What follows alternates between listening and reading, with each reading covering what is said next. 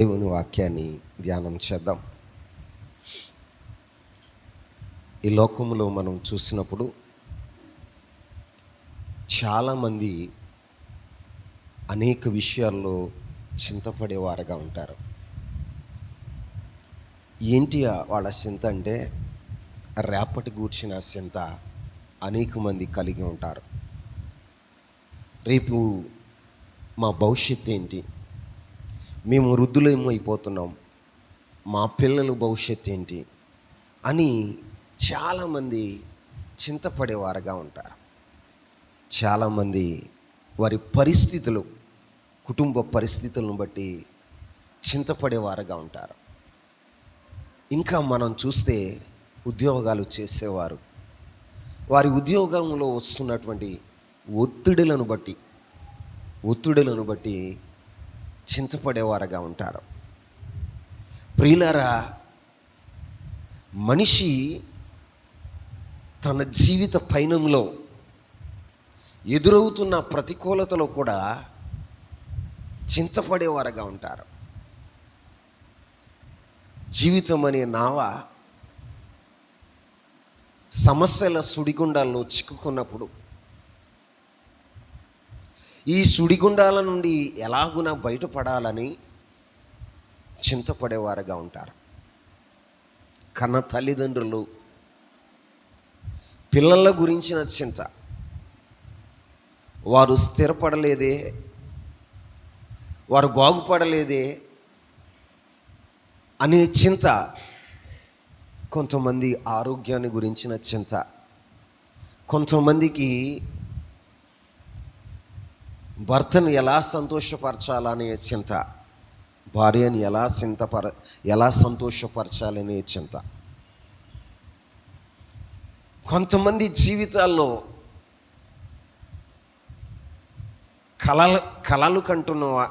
కలలు కని కలత చెందేవారు ఉన్నారు.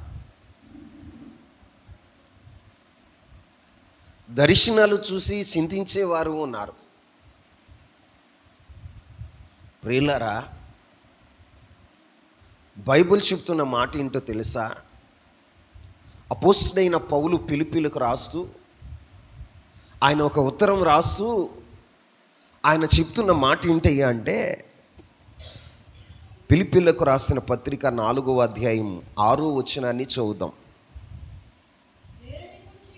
దేనిని గూర్చియు చింతపడకుడు గాని ప్రతి విషయములోనూ ప్రార్థన విజ్ఞాపనల చేత కృతజ్ఞతాపూర్వకముగా మీ విన్నపములు దేవునికి తెలియచేయుడి. ఆమేన్. ఇక్కడ పౌలు అపోస్తలుడు చెప్తున్న ప్రప్రదమైన మాట ఏంటయ్యా అంటే, దేనిని గురించి చింతింపకుడి. దేనిని గురించి చింతింపకుడి. మరి మన జీవితాల్లో చింత మన జీవితాల్లో స్థితిని పెరుస్తుంది. దేని పెరుస్తుంది? స్థితిని పెరిచేదిగా ఉంటుంది. ప్రియమైనటువంటి బిడ్డలారా, మన జీవితాల్లో చింత వద్దని, ఆందోళన పడవద్దని దేవుడు తన వాక్యం ద్వారా మళ్ళీ మనకు తెలియచేస్తూ ఉన్నాడు. ఎందుకంటే మనల్ని గూర్చినటువంటి జాగ్రత్త ఆయన చూసుకుంటాడు. ఆమేన్. ఆయన చూసుకుంటాడు కాబట్టి ఆయన చెప్తున్న మాట ఏంటయ్యా అంటే, దేనిని గురించి మీరు చింతించకూడి. ఇప్పుడు మన జీవితాల్లో ఎందుకు చింత? నీ ఆరోగ్యాన్ని గురించి ఎందుకు? నువ్వేమైనా స్వస్థపరచుకోగలవా?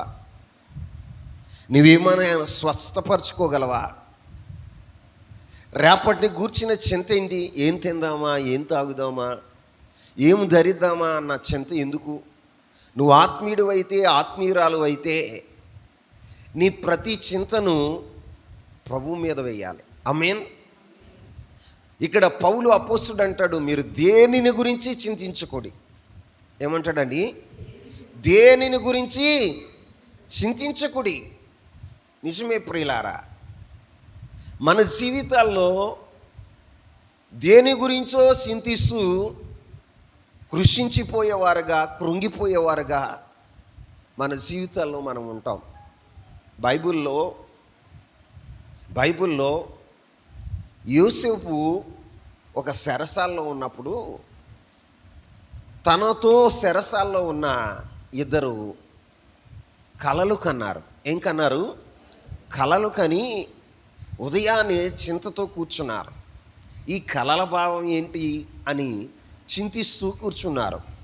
ఆశ్చర్యం ఏంటి అంటే ఆ కలల భావం యోసేపు చెప్పినవాడుగా ఉన్నాడు. చెప్పినది చెప్పినట్లుగానే వారి జీవితాల్లో జరిగినదిగా ఉంది.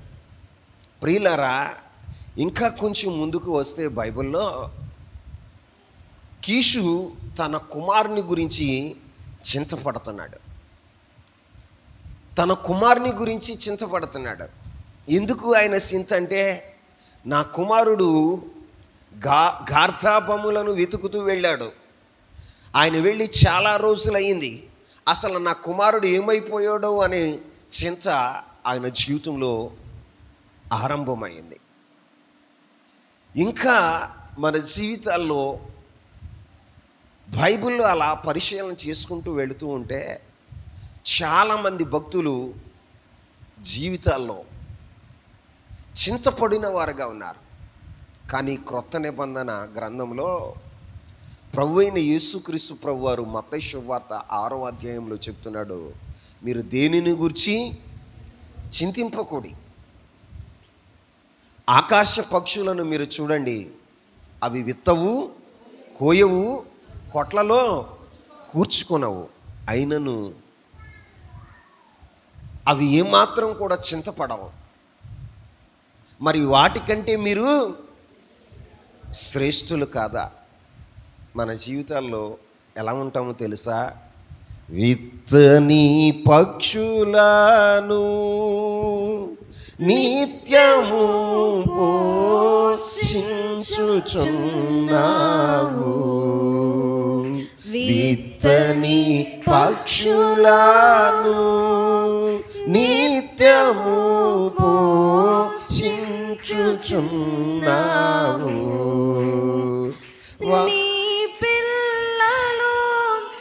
వాటి కంటే శ్రేష్ఠులే కదా, నీ ఉన్నంత వరకు నీ పిల్లలు వాటి కంటే శ్రేష్ఠులే కదా, నీ ఉన్నంత వరకు ఆశ్చర్యకరుడా, నా ఆలోచన కర్తవు, నిత్యుడగు తండ్రివే నా శాలేము రాజు. హల్లెలూయా. ఇక్కడ మనం పాడుకునే పాటలు ఏంటయ్యి అంటే, విత్తని పక్షులను నీవు పోషిస్తున్నావు, సింహపు పిల్లలైనా లేమి కలిగి ఆకలి కొన్నేమో, కానీ నీ పిల్లలు వాటికంటే శ్రేష్ఠులే కదా, నువ్వు ఆశ్చర్యకరుడవై. పెదాల వరకే మన భక్తి, పెదాల వరకే మన భక్తి. దేవుని పిల్లలుగా నువ్వు ఎప్పుడు ఈ వాక్యాన్ని అనుభవించగలుగుతావు? నీ జీవితంలో ఎప్పుడు ఈ వాక్యముని అనుభవించగలుగుతావు? పెదవులతో నువ్వు పలకటం వలన ప్రయోజనం లేదు. దాన్ని విశ్వసించి స్వతంత్రించుకోవాలి. ఏం చేయాలి? విశ్వసించి స్వతంత్రించుకోవాలి. బైబిల్లో ఇశ్రాయేలు ప్రజలు అరణ్యంలో సుదీర్ఘమైనటువంటి ప్రయాణం చేశారు. వారి ప్రయాణం ఎన్ని సంవత్సరాలు అయ్యి అంటే 40 సంవత్సరాలు. ఎన్ని సంవత్సరాలు? 40 సంవత్సరాలు వారు ప్రయాణం చేస్తే వారి జీవితాల్లో సుదీర్ఘ ప్రయాణంలో నిర్దిష్టంగా దేవుడు వారిని సంరక్షించిన వాడుగా ఉన్నాడు.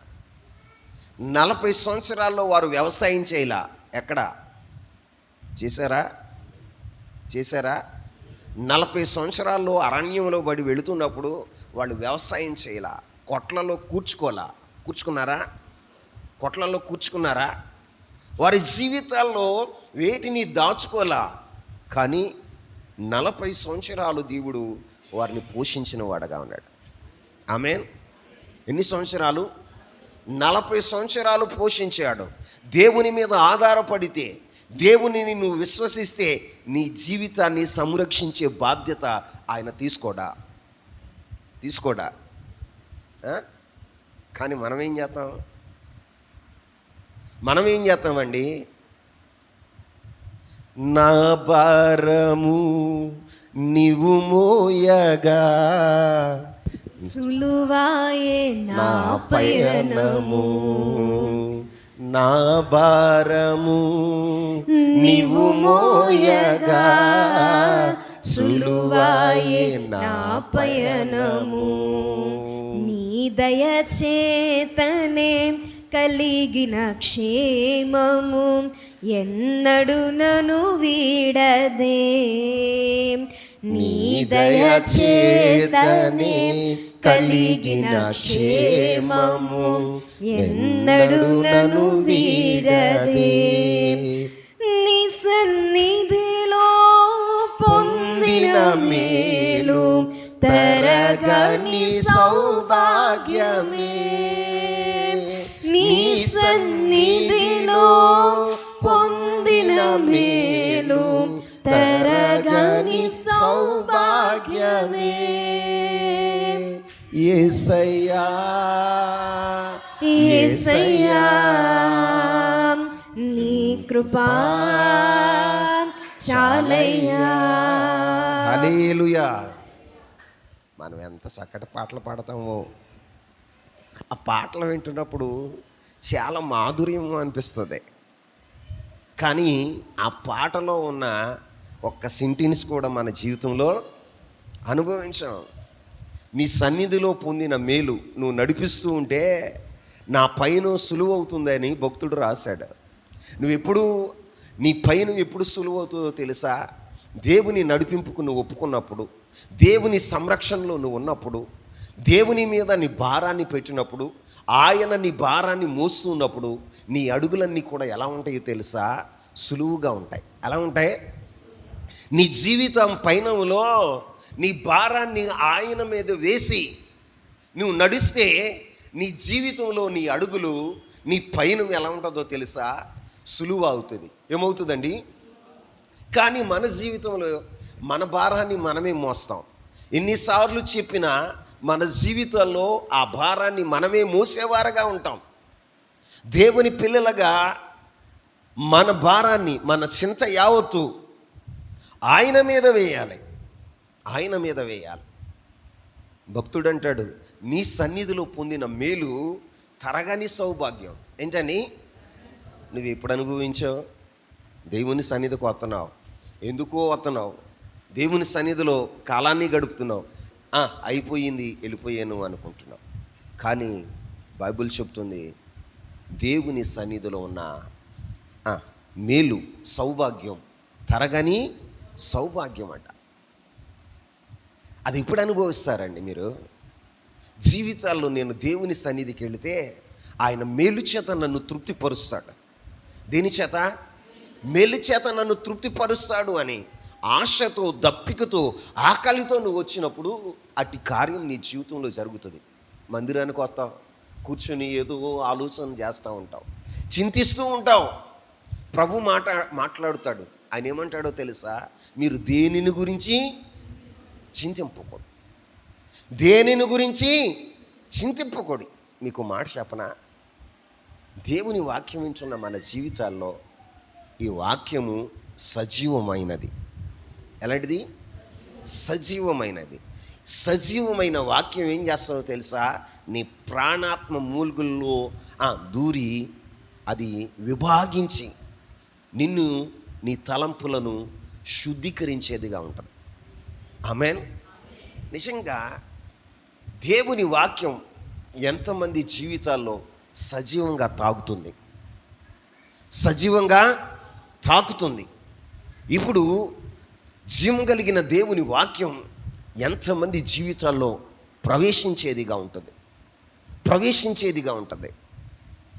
దేవుని వాక్యం వింటున్నామంటే కాదు. ఇప్పుడు ఒక మాట చెప్తాను. బైబిల్లో ఉన్న మాటే, నేను చెప్పిన మాటే. హెబ్రీలకు రాసిన పత్రిక 4వ అధ్యాయంలో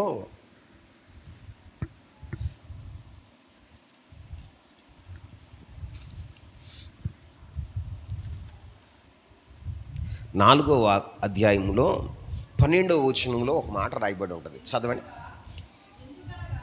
ఎందుకనగా దేవుని వాక్యము సజీవమై బలము గలదై రెండంచుల గల ఎటువంటి ఖడ్గము కంటెను వాడిగా ఉండి ప్రాణాత్మ కీళ్లను మూలుగులను విభజించునంత మట్టుకు దూరుచు హృదయం యొక్క తలంపులను ఆలోచనలను శోధించుచున్నది. ఏం చేస్తుందంట? ఇప్పుడు నా వైపు చూడండి, అందరూ ఒక మాట నేర్చుకుందాం. నిజంగా దేవుని వాక్యం నువ్వు వింటున్నప్పుడు ఈ వాక్యాన్ని గురించి ప్రభు రాయించిన మాట ఏంటో తెలుసా? ఇది సజీవమై. ఏంటండి? దేవుని వాక్యము సజీవమైనది. అలాంటిది సజీవమైనది, అది బలము కలిగింది, రెండంచుల ఖడ్గము కంటే వాడిగా ఉండి. ఎలా ఉంటుంది? వాడిగా ఉండి అది ప్రాణాత్మ మూల్గులను కీళ్లను విభజించునంత మట్టుకు. ఇప్పుడు నా వైపు చూడండి. ప్రాణాత్మ మూల్గులు, కీళ్ళు, మూల్గులలో దేవుని వాక్యము ప్రవేశించి దూరి అది విభాగిస్తున్నప్పుడు నీ జీవితంలో ఎలా ఉంటావు? ఇప్పుడు ఒక మాట మీకు చెప్పనా? సజీవుడిగా బ్రతికున్న మన జీవితాల్లో ఒక స్క్రూ తీసుకొని మన ఎముకల్లోనికి దాన్ని డ్రిల్ చేసామనుకోండి. ఏం చేసాం? డ్రిల్ చేస్తే అంటే బెజ్జం పెట్టామనుకోండి, మన మూలుగుల్లో మన ఎముకల్లో బెజ్జం పెడితే ఎంత బాధ అవుతుందా? కాలో చెయ్యో ఇరిగితే మీకు తెలుస్తుంది ఆ బాధ ఏంటో. నిజంగా మన జీవితాల్లో దేవుని వాక్యము సజీవమై బలం కలిగిందై నీ హృదయ అంతరంగాల్లో, నీ ప్రాణాత్మ మూలుగుల్లో దేవుని వాక్యం చొరబడుతూ ఉంటే నువ్వు ఎలా కూర్చోగలుగుతావా? నీ హృదయ అంతరంగంలో ఎలా ఉంటుందో తెలుసా? హృదయ అంతరంగంలో నుంచి ఒక ఆర్తనాదం వినపడుతుంది. ఏం వినపడుతుంది? ఆర్తనాదం వినపడుతుంది. ఆ వాక్యం నీలో పనిచేస్తున్నప్పుడు ఎలా ఉంటుందో తెలుసా? బాధ మూలుగులతో నిట్టూర్పులతో నీ జీవితం ఎలా ఉంటుందో తెలుసా? మూలుగులు వినపడతాయి. ఏం వినపడతాయి? మూలుగులు వినపడతాయి. దేవుని సన్నిధిలో నువ్వు మోకరించగానే నువ్వేం చేస్తావో తెలుసా? ధారాళమైనటువంటి కన్నీటితో దేవుని సన్నిధిలో ప్రార్థన చేస్తా. దేవుని వాక్యము నీ జీవితంలో సజీవమై బలము కలిగినదై పనిచేస్తూ ఉంటే నీ జీవితంలో స్పందన ఎలా ఉంటుందో తెలుసా? నీ స్పందన ఎలా ఉంటుంది? కాలు ఇరిగిన వాడుకో, చెయ్యి ఇరిగిన వాడుకో స్క్రూలు వేసి రాడ్లు బిగుతున్నారు. ఇప్పుడు ఏం బిగుతున్నారు? వారు ఎంత ఆర్తనాదాలు చేస్తారో తెలుసా? కొంచెం మత్తుగా దిగింది అంటే కేకలు వేసేస్తారు. ఏం వేస్తారు? కేకలు వేస్తారు. మరి దేవుని వాక్యాన్ని విన్న తర్వాత ప్రార్థన చేసేటప్పుడు నీ హృదయాంతరంగంలో నుంచి మూలుగులు వస్తున్నాయా? కేకలు వస్తున్నాయా? పశ్చాత్తాపంతో కూడిన కేకలు నీ జీవితంలో ఉన్నాయా? దేవుని సన్నిధిలో కూర్చుంటున్నావు. ఎలా కూర్చుంటున్నావు అంటే విగ్రహంలాగా కూర్చుంటున్నావు. అసలు దేవుని వాక్యం నీలో పనిచేయట్లా. అది జీవం కలిగి పనిచేస్తే నీ జీవితంలో ఒక మార్పు కనపడుతుంది. నీ జీవితంలో, నీ అంతరంగంలో ఒక మానని వేదన కలుగుతుంది. నీ ప్రాణాత్మ మూలుగుల్లో దేవుని వాక్యము సొరబడుతున్నప్పుడు అంతరంగంలో నుంచి వేదన కలగాలి. ఏం కలగాలి? వేదన కలగాలి. ఏది వేదన? ఎప్పుడన్నా కన్నీటితో ప్రార్థన చేసావా? ప్రభువా నాతో నువ్వు మాట్లాడుతున్నావు, ప్రభువా నువ్వే నన్ను దర్శించావు అని ఎప్పుడైనా నీ కళ్ళ వెంబడి ఒక కన్నీటి సుక్క పడిందా? నీ మూలుగుల్లో ఒక స్క్రూ దింపితే ఏడవా? మాట్లాడరా? ఇప్పుడు మూలిగ ఎక్కడ ఉంటుంది? మూలిగ ఎక్కడ ఉంటుందండి? ఎముకల లోపలికి దేవుని వాక్యము దూరినప్పుడు నీ జీవితంలో ఎలా ఉంటుందో తెలుసా? అంతరంగంలో నుంచి ఈ మానని వేదన కేకలు. కానీ మీరు ఎలా ఉన్నారో తెలుసా? మార్పు లేని వారు. దేవుని వాక్యం సజీవమైనదిగా మీలో పనిచేయట్లా. దేవుని వాక్యము నిన్ను తాకాలి. ఏం చేయాలి? నిన్ను తాకాలి. అది ఏం చేయాలో తెలుసా? నీ జీవితంలో పని చేయాలి. పని చేసినప్పుడు నీ జీవితంలో ఉండే ఒక స్పందన. అరే, ఎగిస్కేలు ఎండిన ఎముకల్లో దేవుని వాక్యాన్ని ప్రవచించాడు. ఏం చేశాడు? ప్రవచించాడు. ఎండిన ఎముకలు ఏం చేసినాయో తెలుసా? ఏం చేసినాయి? స్పందించినాయి. గడగడమనే సౌండ్ వచ్చింది. గడగడమనే సౌండ్ వచ్చి ఆ యొక్క ఎముకల్లో ఏమొచ్చిందో తెలుసా? ఎముకలన్నీ దేనికి దానికి సమకూర్చబడినాయి. ఏ యొక్క ఎముక ఎక్కడ ఉండాలో, ఏ వ్యక్తి యొక్క ఎముక ఎక్కడ ఉండాలో అక్కడికి వచ్చి అవి అమర్చుకుని ఆ ఎముకల మీద మాంసము, నరాలు, చర్మము పొదిగించబడినాయి. ఏమైనాయి అండి? పొదిగించబడినాయి. వాక్యం అక్కడ ఏం చేసిందో తెలుసా? సజీవమై పనిచేసింది. ఈ రోజున దేవుని వాక్యం నీలో పనిచేస్తుందా? అసలు వాక్యం వింటున్న నీ జీవితంలో వాక్యం పనిచేస్తుందా? సజీవం గలదై, బలం గలదై నిన్ను తాకుతుందా అని నేను ప్రశ్నిస్తున్నా. దేవుని సన్నిధికి వచ్చి ఏదో మూగ విగ్రహంలాగా ఉండి వెళ్ళిపోవటం కాదు. మూగ విగ్రహంలాగా వెళ్ళిపోవటం కాదు. దేవుని వాక్యం నిన్ను సజీవంగా తాగితే, ఏం చేస్తే తాగితే నీలో ఒక ఘనమైన మార్పు, దేవుడు ఆశించిన పరిపూర్ణత నీ జీవితంలో నీకు వస్తుంది. ఎందుకు నీ జీవితంలో నీకు రావట్లేదు అంటే ఆ వాక్యం నిన్ను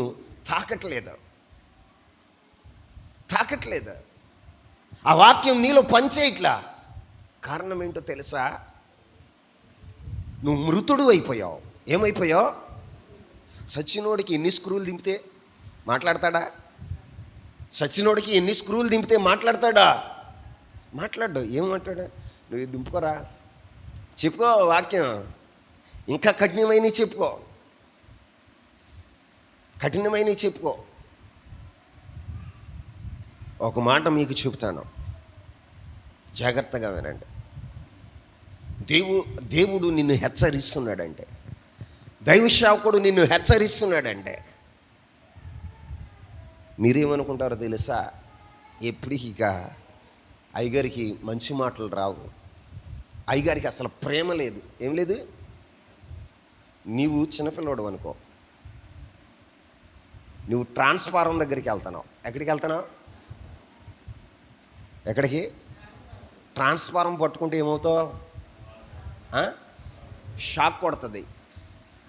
అది వోల్టేజ్ ఎక్కువ ఉందనుకోండి, అక్కడి సజీవ దహనం అయిపోతావు. ఏమైపోతావు?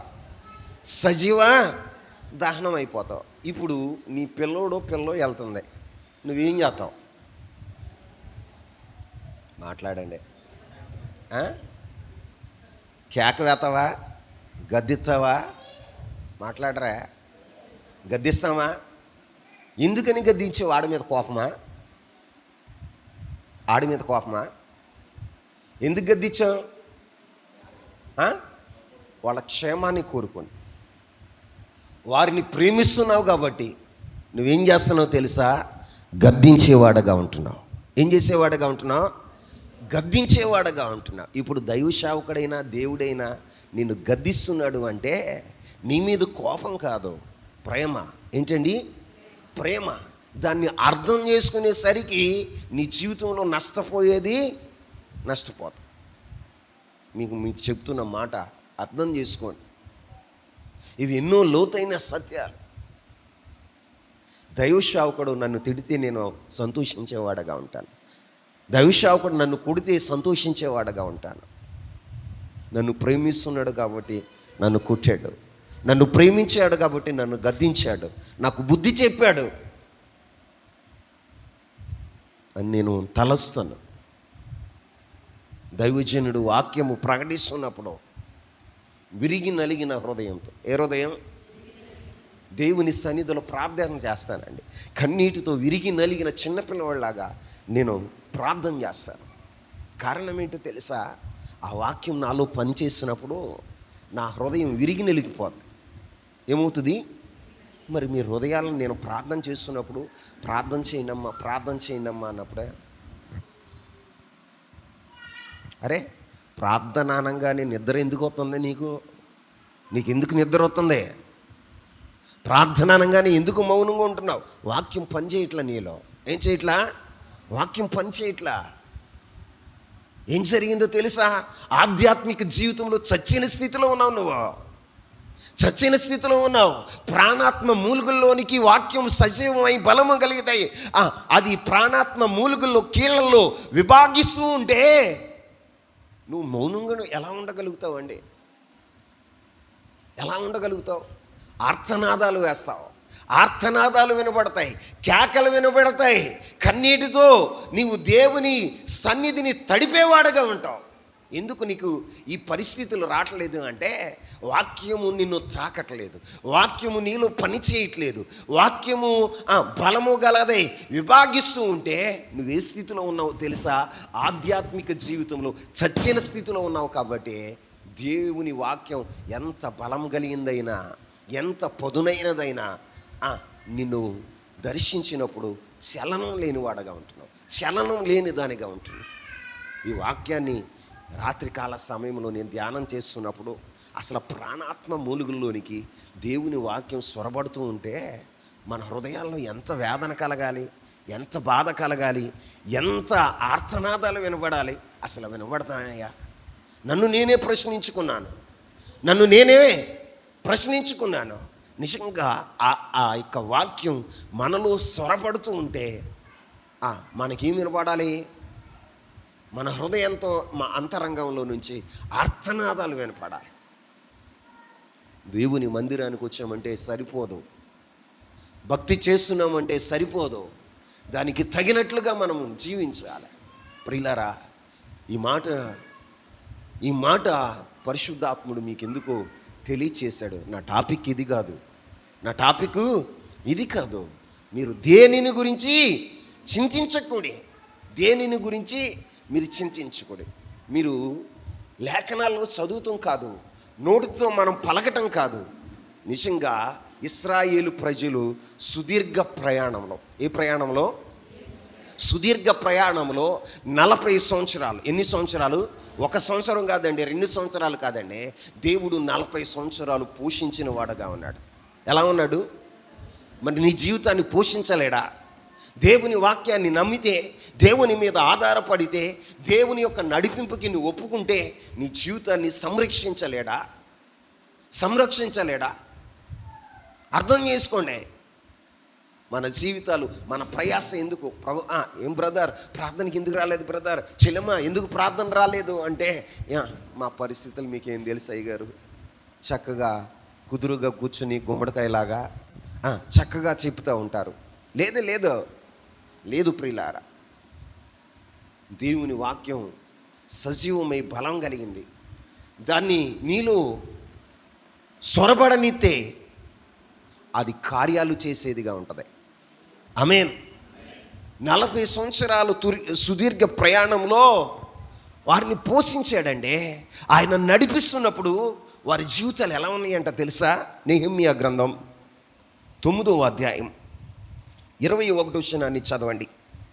నెహెమ్యా గ్రంథం 9వ అధ్యాయం 21వ వచనంలో నెహెమ్యా ప్రార్థన చేస్తున్నాడు. నిజముగా అరణ్యములో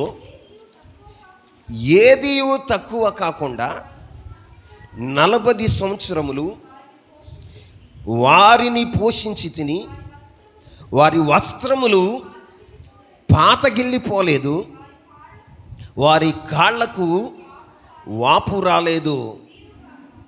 ఇదియుగాక రాజ్యములను జనములను వారికి అప్పగించి వారికి సరిహద్దులు ఏర్పరిచితివి గనుక సిహోను అను హిప్షోను రాజు యొక్క దేశమును, బాషాను రాజైన ఓగు యొక్క దేశమును స్వతంత్రించుకొనిరి. హల్లెలూయా. ఇక్కడ రాయబడిన మాట ఏంటో తెలుసా? నిజంగా అరణ్యములో ఏమీ తక్కువ కాకుండా 40 సంవత్సరాలు వారిని పోషించి, దేవుని యొక్క పోషణ, సంరక్షణ ఎలా ఉందో తెలుసా? ఏది తక్కువ కాలేదంట. ఏం కాలేదు? నువ్వు దేవుని మీద ఆధారపడితే నీ జీవితంలో ఏది తక్కువ కాదు, ఏది తక్కువ కాదు, ఏది తక్కువ కాదు. నీవు తొడుక్కున్న వస్త్రములు పాతగిల్లవు, నీ కాళ్ళు వాయువు ఏమవ్వో, వాపు రావు. ఇప్పుడు తెలుసా? నీవు దేవుని నడిపింపులో ఉన్నప్పుడు, దేవునికి అప్పగించుకున్నప్పుడు, దేవుని మీద ఆధారపడినప్పుడు, నీ జీవితం దేవుని వాక్యాన్ని నమ్మి దాన్ని విశ్వసించి దాని ప్రకారం నువ్వు అనుసరిస్తున్న నీ జీవితంలో ఏది తక్కువ కాదని ప్రభు పేరట ప్రకటన చేస్తున్నాను. ఆమేన్. నెహెమ్యా భక్తుడు దేవుని సన్నిధిలో ప్రార్థన చేస్తూ, అయ్యా ఇది నిజం, మా పితరులను నీవు అరణ్యంలో నడిపించినప్పుడు 40 సంవత్సరాలు నువ్వు నడిపించినప్పుడు, నీ నడిపింపులో ఉన్నప్పుడు వారికి ఏది తక్కువ కాలేదు. ఆమేన్. ఆనాడున్న దేవుడే ఈనాడున్నాడు, రేపు కూడా ఉంటాడు. ఆమేన్. ఆయన మార్పు చెందని దేవుడు, మార్పు లేని దేవుడు. ఆయన అపూర్వమైన కార్యాలు చేయటంలో అలసిపోనివాడండి. కానీ నీ జీవితం ఎలా ఉందో తెలుసా? ప్రతిదీ చింత. చిన్న విషయంలో చింతపడతావు, పెద్ద విషయంలో చింతపడతావు. అరే, మనము దేవుని వాక్యం ఏమని చెప్తుంది? నిన్ను ఏమని చెప్తుందండి? నువ్వు దేనిని గురించి చింతించమాక. మరి 40 సంవత్సరాలు వారిని పోషించిన దేవుడు, వారిని నడిపించిన దేవుడు, వారి సంరక్షణ తీసుకున్న దేవుడు ఈ రోజున నీ జీవితంలో ఆయన తీసుకోడా? వారి బాధ్యతను నిర్వర్తించిన దేవుడు నీ జీవితంలో, నీ కుటుంబంలో ఆయన బాధ్యత తీసుకోడా అని ప్రశ్నిస్తున్నాను.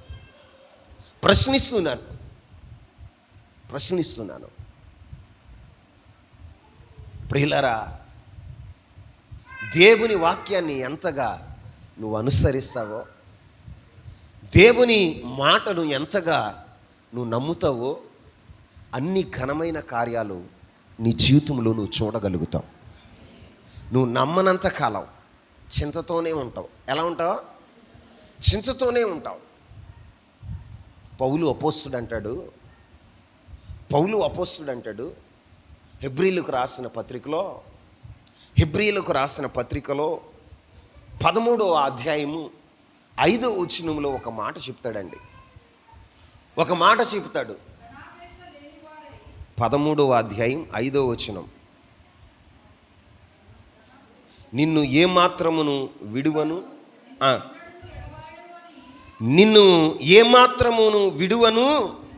నిన్ను ఎడబాయను అని ఆయనే చెప్పెను కదా.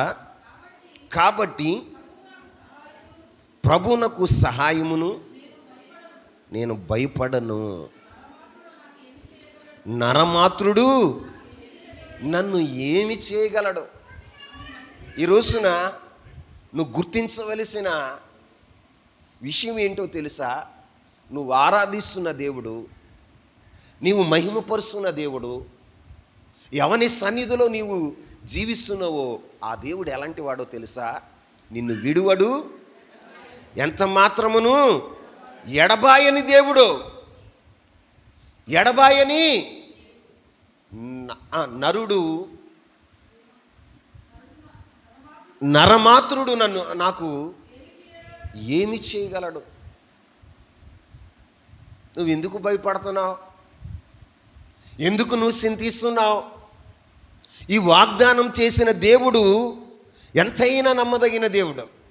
నిన్ను విడువను ఎడబాయనని నీతో వాగ్దానం చేస్తే ఆయన వాగ్దానాన్ని నువ్వు విశ్వసిస్తున్నావా?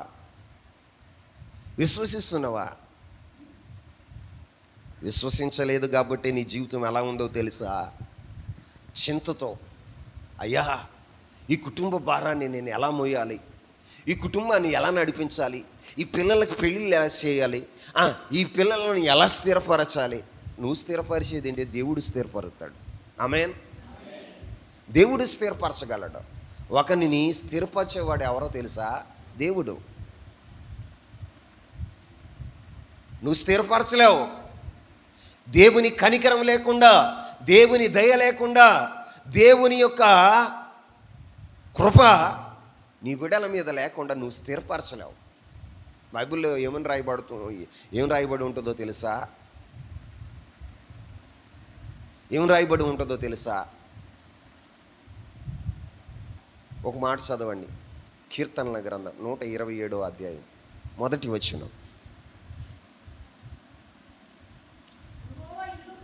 యెహోవా ఇల్లు కట్టించని ఎడల దాని కట్టివాని ప్రయాసము వ్యర్థమే. యెహోవా పట్టణమును కాపాడని ఎడల దాని కావలి కాయువారు మేలుకొని ఉండుట. ఇప్పుడు దీని గురించి మనం ఆలోచన చేస్తే, దేవుడే గనక నిన్ను కాపాడకపోతే, దేవుడే గనక నిన్ను కట్టించకపోతే, నువ్వెంత ప్రయాసపడి కట్టినా ఆ ప్రయాస వ్యర్థమైపోతుంది. దేవుని అనుమతితో, దేవుని సంరక్షణతో కట్టబడే ఇల్లు దీవెనకరంగా ఉంటుంది. చెప్పండి, ఆశీర్వాదకరంగా ఉంటుంది, మేలుకరంగా ఉంటుంది. లేక నీ జీవితంలో నీవుగా ప్రయాసపడ్డావు అనుకోండి, బైబుల్ అంటాడు, కావలి వాడు పట్టణాన్ని కాస్తానికి ప్రయాసపడినా కూడా ఆ ప్రయాస, చెప్పండి, నువ్వెంత ప్రయాసపడినా నీ ప్రయాస ఏమవుద్దో తెలుసా? అర్థమే. దేవుడు పని చేయకుండా, దేవుని తోడు నీకు లేకుండా నువ్వు ఎంత కష్టపడినా, ఎంత ప్రయాసపడినా అదేమవుతుందో తెలుసా? వ్యర్థంగా మారిపోతుంది. ఎలా మారిపోతుంది? వ్యర్థంగా మారిపోతుంది. అందుకే మీకు మాట చెప్తా, దేవుని వాక్యాన్ని మీరు నమ్మండి, దేవుని వాక్యాన్ని అనుసరించండి, సంపూర్ణంగా ఆయనకు అప్పగించుకుని ఆయన నడిపింపులో మీరు నడుస్తున్నప్పుడు మీ జీవితం ఎలా ఉంటుందో తెలుసా? ఆశీర్వాదకరంగా ఉంటుంది. అప్పుడు నరుడు నిన్నేం చేయగలడు? నరమాత్రుడు నిన్నేం చేయగలడు? ఎందరో ఏదో చెప్తారు, వాళ్ళు అది చేస్తారు, ఇది చేస్తారు అని నిన్ను భయపెడతారు, కలవరపరుస్తారు. కానీ దేవుని వాగ్దానాన్ని నువ్వు నమ్మాలి. ఏంటో తెలుసా వాగ్దానం? నిన్ను విడువను ఎడబాయను, నిన్ను విడువను ఎడబాయను. అవును, నువ్వు నమ్మగలిగితే దావీదుకు చూపిన శాశ్వత కృప నీకు చూపేవాడుగా ఉంటాడు. ఈరోజున మన జీవితాల్లో ఆ వాగ్దానాల్ని మనం నమ్మట్లా. మన జీవితాల్లో ఇంతగా ప్రయాసపడటానికి, ఇంతగా చింతపడటానికి కారణం ఏంటో తెలుసా? దేవుని వాగ్దానాల్ని మనం నమ్మట్లా. దేవుని వాగ్దానాల్ని మనం నమ్మట్లా. నమ్మినప్పుడు చింతపడం, నమ్మినప్పుడు మన జీవితాల్లో ధైర్యంగా ఉంటాం, నమ్మినప్పుడు నరమాత్రుడు నన్ను ఏమీ చేయగలడు అని ధైర్యంగా నువ్వు ఉండగలుగుతావు. నీ జీవితంలో నమ్మని అప్పుడు, దేవుని వాగ్దానాల్ని నమ్మనప్పుడు చింతపడేవాడుగా ఉంటావు, ప్రయాసపడేవాడుగా ఉంటావు. బైబిల్లో రాయబడిన మాట ఏంటో తెలుసా? యెహోవా ఇల్లు కట్టించని ఎడల దాని కట్టువాని ప్రయాసము వ్యర్థమే. దేవుడు కట్టించకుండా, దేవుడు నీ జీవితాన్ని కట్టకుండా, నీ కుటుంబాన్ని కట్టకుండా, నీ పిల్లల జీవితాన్ని కట్టకుండా నువ్వు కట్టాలని ప్రయత్నం చేస్తే ఆ ప్రయాస ఏమవుతుందో తెలుసా? వ్యర్థమవుతుంది. దేవుని అనుమతి లేకుండా కట్టాలి అనుకున్న ఆ కట్టడం ఎలా ఉంటుందో తెలుసా? అది నిలవదు. ఏమోదో నిలిచిన దాంట్లో ఎవడో నివాసం చేయడు. బాబేలు గోపురం దేవుని అనుమతి లేకుండా కట్టాలని ప్రయత్నం చేశారు ప్రజలు తమ జ్ఞానంతో.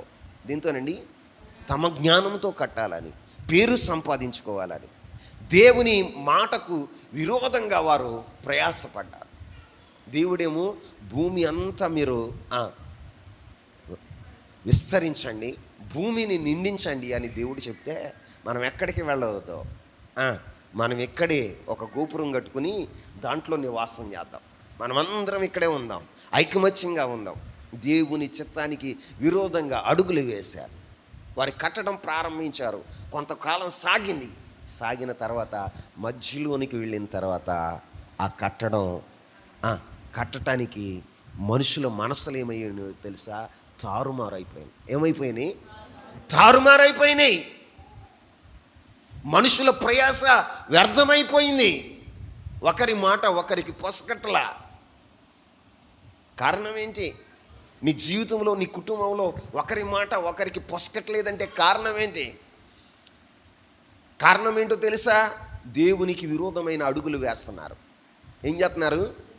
దేవునికి విరోధమైన అడుగులు వేస్తున్నారు. దేవుని వాక్యాన్ని అనుసరించే జీవితాలు మీ జీవితంలో లేవు. అందుకని ఒక మాటకి పొసగట్లా. మీ ఆలోచనలన్నీ తారుమారైపోతున్నాయి. మీ ప్రయత్నాలన్నీ, మీ ప్రయాసంతా వ్యర్థమైపోతుంది. ఈరోజు మీతో చెప్పే మాట ఏంటంటే, మీరు దేనిని గురించి చింతపడకండి. ఆమేన్. దేనిని గురించి చింతపడకండి, ఎవరిని గురించి చింతపడకండి. ఎవరో ఏదో చేస్తారు, మనల్ని పాడు చేయాలన్నా, మనల్ని స్థిరపరచాలన్నా, మనల్ని ఆశీర్వదించాలన్నా అది ఎవరికి సాధ్యమయ్యా అంటే మన ప్రభు అయిన యేసుక్రీస్తు ప్రభు వారికే. నా దేవుడు నిన్ను గురించి, నీ కుటుంబాన్ని గురించి ఆయన ఉద్దేశించిన ఉద్దేశాలు మంచివి. ఆమేన్. అవి చెడ్డవి కాదు. కానీ నీ జీవితంలో నువ్వేం చేస్తున్నావు అంటే, ఆయన వాగ్దానాలను నువ్వు నిరీక్షించట్లేదు. ఆయన మీద నీవు నిరీక్షణ కలిగి బ్రతకటలేదు. ఈరోజు మీకు ఒక మాట చెప్తా. శిష్యులు 12 మంది కలిసి వారితో కూడా ప్రభు అయిన యేసుక్రీస్తు ప్రభు వారు కూడా ఉన్నాడు. మొత్తం 13 మంది ఒక దోణిలో ప్రయాణం చేస్తూ ఉన్నారు. ఆ దోణి కొంతకాలం బాగానే సాఫీగానే సాగింది. అప్పుడు ఆ దోణి సముద్రం మధ్య భాగానికి వెళ్ళిన తర్వాత పెద్ద తుఫాను, ఒక గాలి దాని మీద కొట్టగా వారి దోణి నడిపించటం కష్టమైపోయింది. ఏమైపోయింది? కష్టమైపోయింది. కొంత సమయం వాళ్ళు ప్రయాసపడ్డారు, కష్టపడ్డారు. వారి ప్రయత్నాలన్నీ విఫలమైపోయినాయి. ఇక వాళ్ళ ఒక నిర్ణయానికి వచ్చారు, మనం నశించిపోతున్నాం, ఇదే మనకి ఆఖరి దినం, ఇదే మనకి ఆఖరి క్షణాలు అని ఒక నిర్ణయానికి వచ్చి అప్పుడు యేసయ్యను లేపుతూ, బోధకుడా, మేము నశించిపోతున్నాం, నీకు చింత లేదా? ఏమంటున్నారండి? నీకు చింత లేదా అంటున్నారు. జీవాధిపతి వారి వాడలో ఉండగా, జీవాధిపతి ఆయన వారి ధోనిలో ఉండగా వారు అంటున్న మాటలేంటో తెలుసా? మేము నశించిపోతున్నాం, నీకు చింత లేదా? అసలు యేసయ్య ఈ లోకానికి ఎందుకు వచ్చాడు? ఎందుకు వచ్చాడండి? నశించిన దాన్ని వెదకి రక్షించటానికే కదా. నశించిన దాన్ని వెదకి రక్షించటానికే కదా ఆయన వచ్చింది. సంరక్షకుడు వారి ధోనిలో ఉండగా, సమస్తాన్ని సాధ్యపరచగలిగిన వాడు, సమస్తాన్ని లోపరుచుకోగలిగిన వాడు, సమస్తము మీద అధికారం కలిగిన వాడు, సర్వశక్తిమంతుడైన దేవుడు వారి ధోనిలో ఉన్నాడు. ఎవరున్నారు? వారి ధోనిలో ఉన్నాడు. కానీ వారు అంటున్న మాట ఏంటో తెలుసా? మేము నశించిపోతున్నాం, నీకు చింత లేదా? చదవండి ఆ మాట. మార్కు శుభవార్త 4వ అధ్యాయం 38వ వచనం.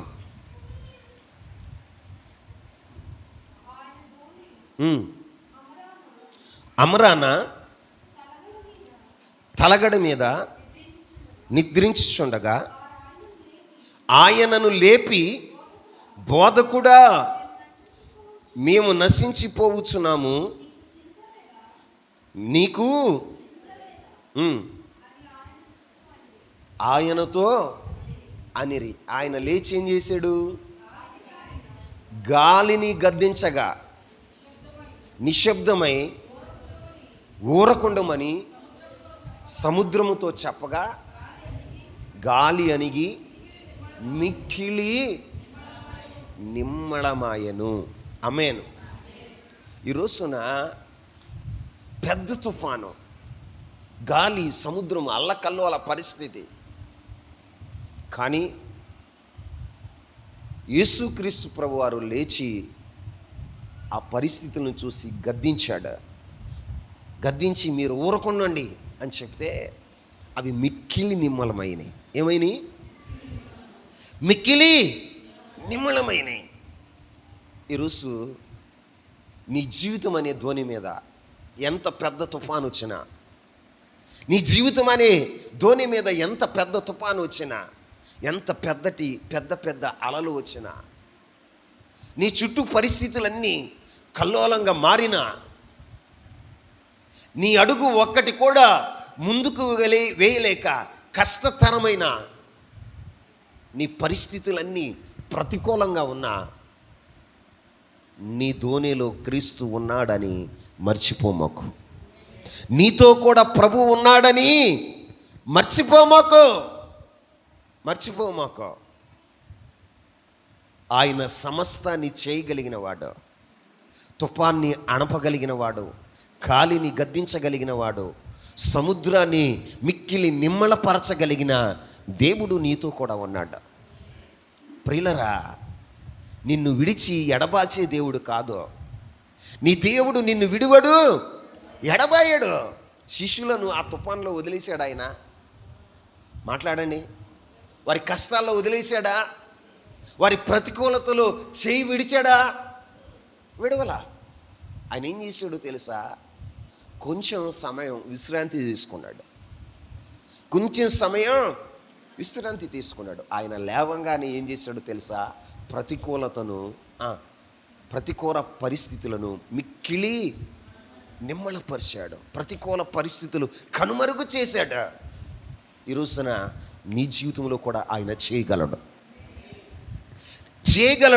ఆయన నిన్ను విడువడు, ఎడబాయడు. నీ జీవితం మీద నువ్వు అనుకోవచ్చు, పెద్ద తుఫాను వచ్చింది, చాలా కష్టమైన పరిస్థితులు మాకు వచ్చినాయి, ఒక అడుగు కూడా ముందుకు వేయలేకపోతున్నాం, అయ్యో ఈ భయంకరమైన పరిస్థితుల్లో జీవితం ఏమైపోతుందో అర్థం కావట్లేదు అని కలవరపడుతున్నావా? భయపడుతున్నావా? నువ్వు నిజమైన విశ్వాసి అయితే, క్రీస్తు నీతో కూడా ఉన్నాడు అని నమ్మితే, నా దేవుడు ఆ పెద్ద తుఫాన్ని నిమ్మళపరిచిన దేవుడు నీ జీవితంలో ఎదురైన పెద్ద సమస్యను కూడా, ప్రతికూలతను కూడా ఆయన మిక్కిలి నిమ్మళపరచగలడు.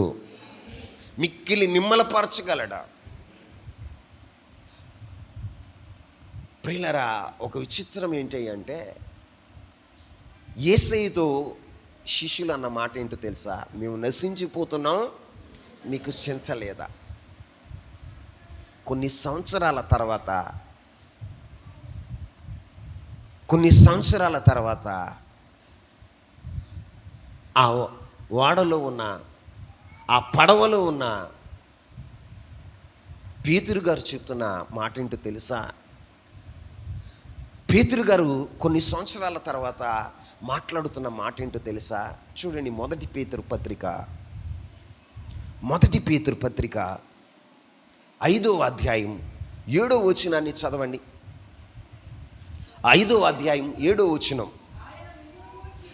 ఆయన మిమ్ములను గురించి చింతించుచున్నాడు గనుక మీ చింత యావత్తు ఆయన మీద వేయుడి.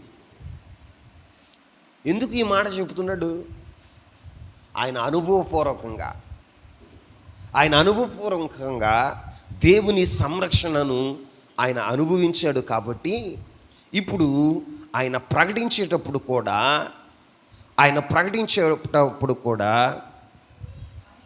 ఆయనను విశ్వసించి చెప్తున్న మాట ఏంటో తెలుసా? ఆయన మిమ్మల్ని గురించి చింతించుచున్నాడు. ఆయన మిమ్మల్ని గురించి చింతించుచున్నాడు గనుక మీ చింత యావత్తు ఏమన్నాడు? అయ్యా, ఆయన చెప్తున్న మాట ఏంటో తెలుసా? ఆయన సంరక్షణను అనుభవించిన ఆయన సంరక్షణను విశ్వసిస్తున్నటువంటి పేతురు భక్తుడు చెప్తున్న మాట ఏంటో తెలుసా? ఆయన మిమ్ముల్ని గురించి చింతిస్తున్నాడు. మీ చింత యావత్తు ఆయన మీద వేయండి. ఆయన మీద వేయండి. ఆయన మీద వేస్తే ఆయన మిమ్మల్ని రక్షించేవాడుగా ఉంటాడు. ఏం చేసేవాడుగా ఉంటాడు? రక్షించేవాడుగా ఉంటాడు. మీ జీవితాలని ఆయన సంరక్షించేవాడుగా ఉంటాడు. మిమ్మల్ని గురించిన బాధ్యత ఆయన స్వీకరించేవాడుగా ఉంటాడు. కానీ మన జీవితాలు, మన చింతే మన మీదే ఉండాలని మనం అనుకుంటాం. చింత నిన్ను ఎక్కడికి తీసుకెళ్తుందో తెలుసా? స్థితికి తీసుకువెళ్తుంది. ఎక్కడికి? స్థితికి తీసుకువెళ్తుంది. చింత అనేది ఒక ఊయల లాంటిదంట, వెనక్కి ముందుకి ఊపుతూ ఉంటుందంట. ఎలా ఉంటుంది? ఒక భక్తుడు రాశాడు, ఈ చింత ఎలాంటిదో తెలుసా? ఒక ఉయ్యాల లాంటిది. నిన్ను ముందుకు వెళ్ళనీదు, వెనక్కి వెళ్ళనీదు. అది అక్కడక్కడే ఊగులాడుతూ ఉంటుంది. నీ జీవితం కూడా నీ జీవితం ఎలా ఉంటుందో తెలుసా? అక్కడే ఉంటుంది. నీ ఉన్న ప్రదేశంలోనే ఉంటుంది. నీ జీవితం అభివృద్ధి మార్గంలోనికి వెళ్ళదు, లేకపోతే నశించిపోవటానికి కూడా అది వెళ్ళదు. ఎలా ఉంటుంది అంటే అక్కడే ఉంటుంది. మీ చింత యావత్తు ఆయన మీద వేయండి. చింత యావత్తు ఆయన మీద వేస్తే ఆయన మీ గురించి చింతిస్తున్నాడు. అంటే అర్థం ఏంటో తెలుసా? ఆయన మిమ్ములను సంరక్షిస్తున్నాడు. ఆమేన్. ఎవరైతే వారి చింత యావత్తు వారి మీద వేస్తారో గురించిన బాధ్యత దేవుడు తీసుకుంటాడు. మీకు ఒక ఉదాహరణ చెప్పి ఈ వాక్యాన్ని నేను ముగిస్తాను.